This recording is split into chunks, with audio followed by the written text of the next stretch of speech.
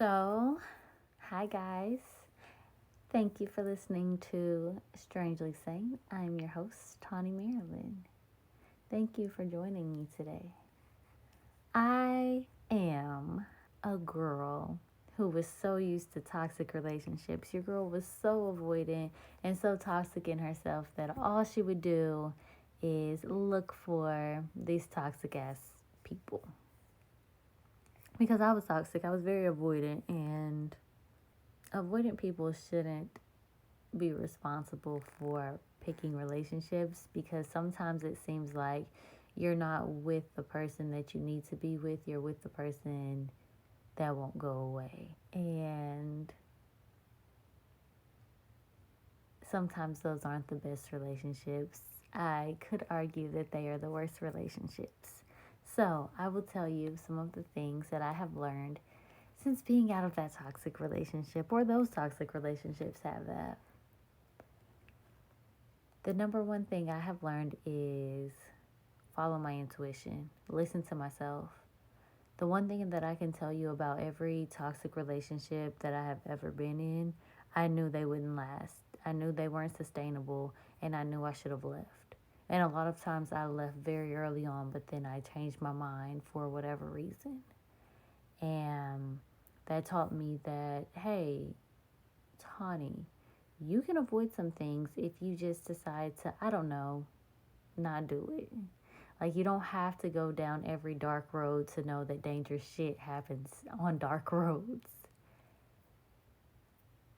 So I learned how to just listen to myself. If I don't like something, I say, hey, I don't like this. And of course, I'll tell my partner, hey, I don't like this. What can we do? But it comes to a point where it doesn't matter what you say, you have to start looking at the actions behind it and asking yourself, is this something that I can deal with? Is this something that I really, really want for my life? Is this something that works for me and really follow that gut instinct? Things don't get better. And it's a terrible mindset to have in a relationship, but I truly believe if things are hard and tough and awful in the very beginning, then the likelihood of that relationship being tough and awful don't lower as the relationship goes on. If this person isn't thoughtful of you in the very beginning, please don't have the gall to think that it's going to get better. They've already shown you that they don't care. And in the beginning is the peak time to show that you're obsessed. It's the peak time to have fun with it. It's the peak time to pour yourself in it because it's low stakes. And if they won't even buy your meal, it's going to be hard to make them thoughtful. You can't make a person thoughtful. Either they are thoughtful or they're not thoughtful. And so I had to really listen to myself, listen to my intuition, and listen to what was truly important to me. It's so easy to get into this place where you're looking at other people and what they want for them, for their self and for their life, and to say, oh no, you shouldn't want that, you should want this. So another thing I realized is learn what is important. What is important to me? What matters to me? Because you can buy me a freaking Mercedes Benz, all the Louis, all the Fendi, all the Prada, all the whoever, and there's still going to be something missing for me in that relationship because that's not what I want. Are you going to listen to me when I'm talking batshit crazy? Are you going to be there for me when I have these big dreams that I can hardly put a lid on? Are you going to be able to withstand all my quirks and all my things? Can we go on trips? I love a good trip. Can we do something fun and creative together? I've learned that I enjoy playing video games. And I remember in the past, me playing video games was problematic. Oh, I remember I love to dance. And I remember going to clubs being like, yes, I just came here for the music. I just want to dance. And somebody, the person that I was dating, said, no, you're going there to meet people.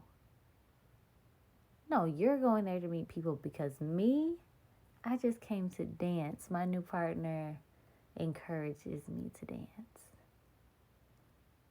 And so it's important for me to be with somebody that's encouraging. And that's not always easy to find because, yes, I want you to go to great heights and do great things, but if you go to those great heights and you do those great things, where do I fit? Are you more important than me? Are you better than me? So it is important for me to have someone that encourages me to go as far and high as I can because it's only beneficial. I have a very generous heart. If I have it, you have it. I mean, that's a low-key secret though. I know I'm telling you guys, but keep that secret to yourselves. I'm locked down tight, you guys. Another thing that's become important to me is communicating. I know I said earlier that I wasn't an avoidant thing. And baby, I was avoidant. Like, I don't want to have those conversations. We can break up. Don't even worry about it. Those conversations suck. And I don't want no parts. I don't want no parts of this. Get me out of this conversation. It has nothing to do with me. I've realized how important it is to communicate. And yes, communicate what it is you're trying to do, what it is you want to do, but also communicating the hard things. I don't like when you said that, it made me feel like this. It's saying, I didn't like it when you did that. It's not just about communication, it's also about conflict resolution. Can we communicate in a way that is set to resolve the conflict rather than exacerbate it? Because it's very easy, especially in toxic relationships, to just get in this place where I don't want to hear where I'm doing wrong. And I'm not going to fix it either because, yeah, I did that dumb shit, but I only did that dumb shit because you did that other dumb shit the other day. And that doesn't help the problem. And so being able to resolve conflict is something that is really important. And do you want to know how I learned how to do that? I'm about to put y'all on. What are those rooms called? Escape rooms. Take your date to an escape room. It is going to open your mind to how you communicate with people and how people communicate with you. Oh my goodness, it changes the game. Do they listen to you? Do they value your opinion? Do they value what's important to you? How do you communicate with each other when the pressure is on? What mannerisms do they have towards you? Are they encouraging? Are they problematic? Do they just ignore your very existence because they have all the answers? Because you are valuable, and I do want you to know that you add something to the team. So that escape room is very early on because you don't know each other. Honestly, if you don't know each other and the conflict resolution is horrible, if y'all can't solve problems together early on, and don't get me wrong, you do have to build up trust and everything, but if there's not some sense of respect, yes, you can earn somebody's respect, but also, why should you have to? I'm not about to let my first time meeting you be me earning your respect. Fuck that. Or not even first time, but early on, I'm not trying to earn your respect. You gave me a chance. You should respect me anyways. I gave you a chance. You should respect me anyways. Hello. That's like a non-negotiable. And escape rooms shows you early on what their initial assumption of you is. But yeah, I learned to communicate my needs, communicate my fears, communicate. All we do is communicate. Oh, I had to learn how to say no. Say no to everything I don't want. No, I don't want to sleep with you. No, I don't want to kiss you. No, I don't want to give you my number. No, I don't want to ever see you again. No, I'm not going to your house. No, I don't want to do that. I think as women, we have this inner thing in us that makes us want to please. It makes us very accepting of bullshit. Like, no, I don't want that actually. Thank you. Thank you for asking me if I wanted that. No, I don't want that. No. Do you want somebody that makes you feel like an afterthought? No. I'll leave you there. Do you want somebody that ignores your texts? No, I don't. Matter of fact, all right, bye. You want somebody that's going to stand you up? No, don't give them another chance. You want somebody who talks over you? No, you don't. Is that what you want to spend your life with? No. Do you want somebody that only talks about themselves and never considers you? No, you don't. So listen to that. I had to learn how to say no before I could ever say yes. I didn't trust my yeses. I didn't trust me to say no, so I didn't trust my yeses either. You see how that is? Yes, yes, yes. No.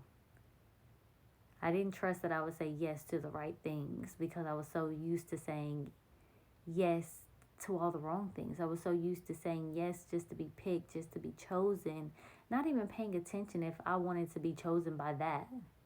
I just wanted to be chosen and pick me vibes. And after going through toxic relationship after toxic relationship, it was like, you know what? I don't think I'm the biggest problem, but I'm definitely adding to it. Otherwise, it wouldn't find me twice. Toxic relationships help me get to know myself better. Oh my goodness. And it wasn't the toxic relationship, so to speak. It was getting out of the toxic relationship and having to figure out who I was. Because I could have dated and gone out and met up with people immediately. I could have, but I didn't want to. Well, I did. I did in the very beginning. I was in the whole, let me just see what's out there. I wasn't ready.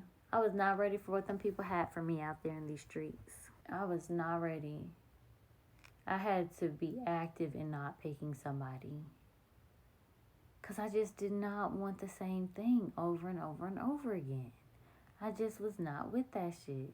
So I spent time alone.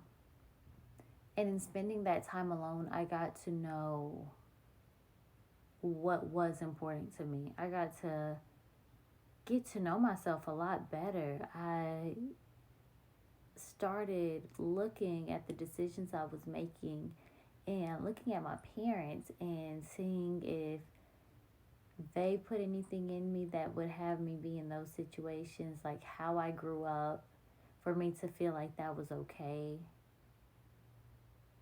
Really just look at who I was bringing into relationships. And what I realized is I was super avoidant. Yeah, I was going to run away, but I was leaving. The problem was still going to be there when I got back because I was coming back because I wasn't done yet. It showed me a girl who didn't love herself that much because the signs were always there. I was just ignoring them because I didn't trust myself. So I had to learn how to trust myself. I had to learn, like I said before, what my no's were. And it just showed me a new version of myself. So take that time, be single, take an art class, go do yoga, do a pole class, go to the club, go to the park, go to the library, write a book, buy a telescope. Do all the things that is gonna light your soul on fire, because as women we kind of just pour ourselves into those relationships, and the goal is to feel full. The goal is to love what you've created in your life. I learned that I love to create. I love to create.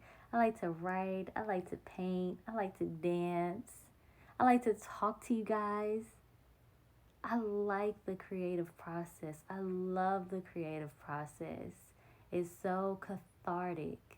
And it just allows you to get everything out in whatever method you choose. And I love creating. I've realized that I am a creator. I've realized that I'm a healer. Well, I've always known I was a healer, but I did realize I was a creator. And that is an amazing thing because I was getting into these relationships with other creators because I wanted to see what that was and I wanted to be a part of it. And I didn't know how to be a part of it rather than make it romantic. But those weren't my romantic partners, those were people that inspired me. And I took the inspiration and I took the awe a little bit further than it needed to be taken. Because I can believe in you creatively and I can see something in you, but that doesn't necessarily mean that I'm supposed to be with you. And I just wanted to bottle up their creative talent. And did I? No, I didn't bottle up their creative talent, but there was something in me that I needed to nurture that I saw that they were already doing. And I wanted to be part of that. And so finding my own creativity is like filling a cup and filling a well that I don't have to because I've already filled it up myself. Now I've passed by so many creatives and I'm just in awe of them and I'm in awe of their work, but I don't want to be with them. This is beautiful. You've created something beautiful. You're so talented. I believe in you so much, but I don't want to be with you because I have the creative part in me. That little part is filled up. And getting to that place where you are full on your own is remarkable and amazing because now you have all the cards in your hand where you can say no. No, I already have that. I don't need that. No, I'm not going to tolerate your nonsense because I already have that in me. I already have that good thing.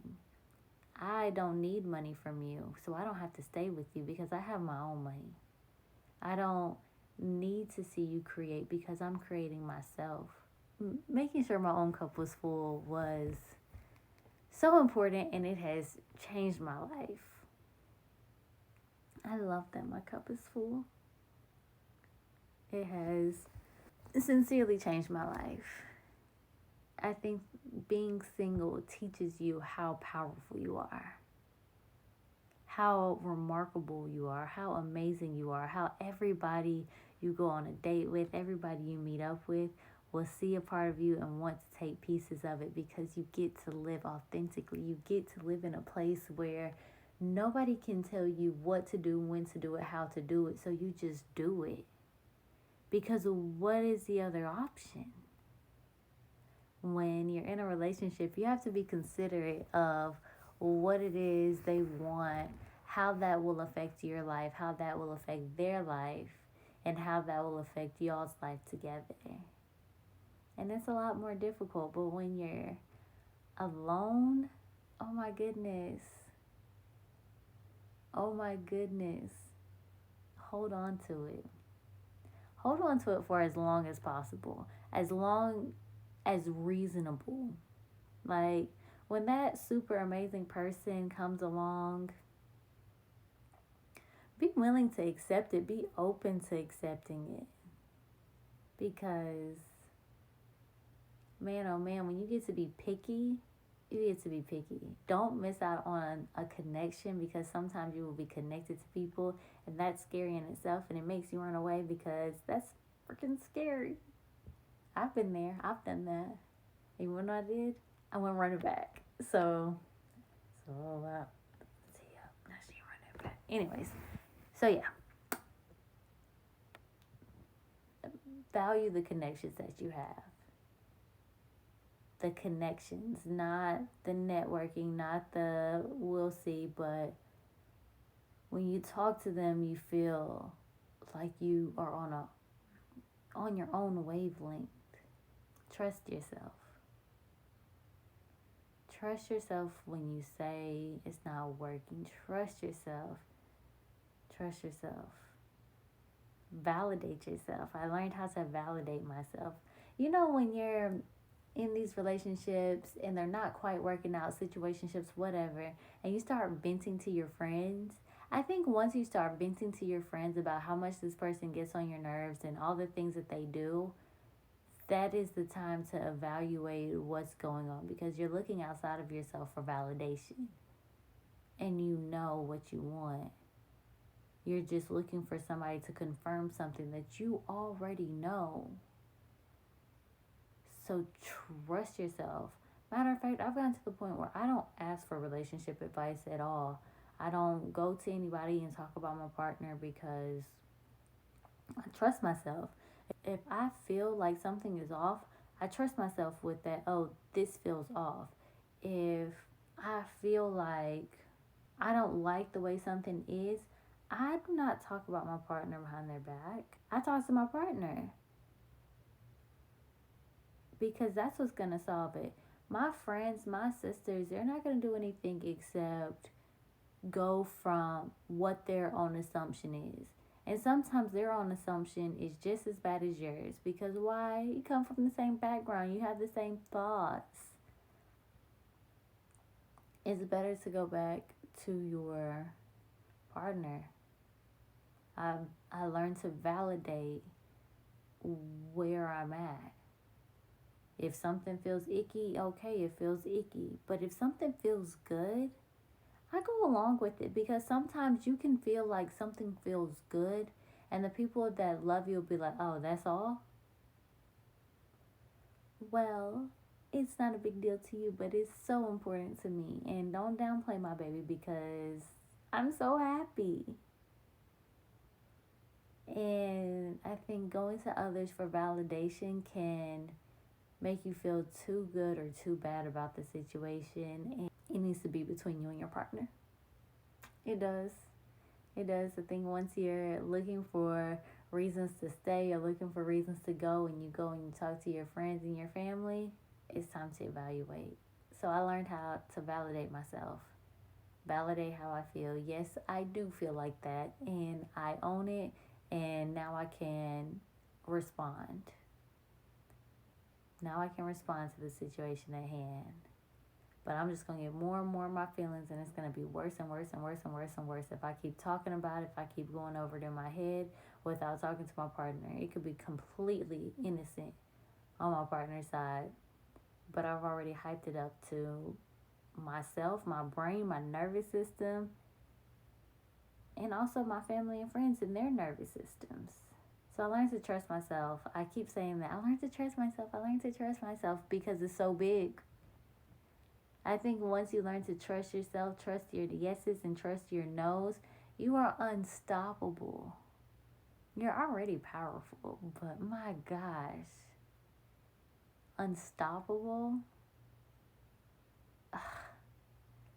I I'm I'm already taken. I found my person. It hasn't been very long, but at this juncture, this is my person. And it's given me this profound sense of, oh my goodness, I did dating right. I did it right. I trusted myself. I trusted myself. I loved myself. I soothed myself when I didn't know if I was ever gonna find anybody, if anybody was ever gonna like me ever again. I said, you know what? I like you. I think you're cool. Let's do something. Let's do something amazing. Obviously, we need to laugh more. Obviously, we need to dance more. Obviously, we need to go exercise. Obviously, we need to paint. Obviously, we need to meditate. Obviously, we need to write, because why would I be feeling any type of way about not having somebody when I have me? And don't get me wrong, I know everybody really wants to partner up and really wants to be with someone and really wants to find their human. But releasing that control over finding that perfect person for you is like bliss. It's like, oh my gosh, I just don't have it. I don't have it in me to hold up any of the rules. I don't have it in me to just do this anymore. And do you want to know what happened when I surrendered? because I had to surrender. My baby flowed right to me. It was like, do you want to come over and come to game night? Yes, I do. And it was an instant gut feeling, and I trusted myself with it. I trusted my yes. And I got my partner. So trust yourself. Trust your yes. Trust your no. Follow your intuition. Follow those pings. Follow them down the yellow brick road. Know your truth. Communicate openly. Validate yourself. Validate your own experience. Enjoy life to the freaking fullest. If you're really sad, learn how you can laugh more. You just got done crying. Those tears are valid. Sometimes it sucks to be alone. Sometimes it really does suck to be alone. But that just means you haven't found your reason to smile. You haven't found your reason to laugh. And I promise you, you do not want another person to be the sole reason you smile or laugh. Because then they'll be the sole reason that you cry. When they can't offer you any more laughters anymore. When they can't offer you any more smiles anymore. So find your own joy. Find your own joy. How can they make you happy if you haven't even proven that you can be a happy person? Find your happiness. Find your joy. Find your resilience to loving life. That is the trick to being single, is to find a way to enjoy every last drop of it. Because when you and your person come together, it's going to change. So enjoy this stage for as long as possible because it is beautiful. Let it be something that you look back and you're fond of. You look back and you realize that you found your power and you own it. I love you. I love you and good night. It's 1:30 in the morning. Good night. Thank you for joining me on Strangely Sane. I hope that you enjoy your single stage. It is beautiful. It is a wonderful time to heal from those toxic relationships, and it is a wonderful time to build yourself back up again. It is a wonderful time to trust yourself, trust your judgment, and know that you are not going to do anything or choose anyone that would bring any harm to you. Choose yourself so that you may enjoy the best and the most beautiful life has to offer you. You are worthy of that, I promise. See you next time.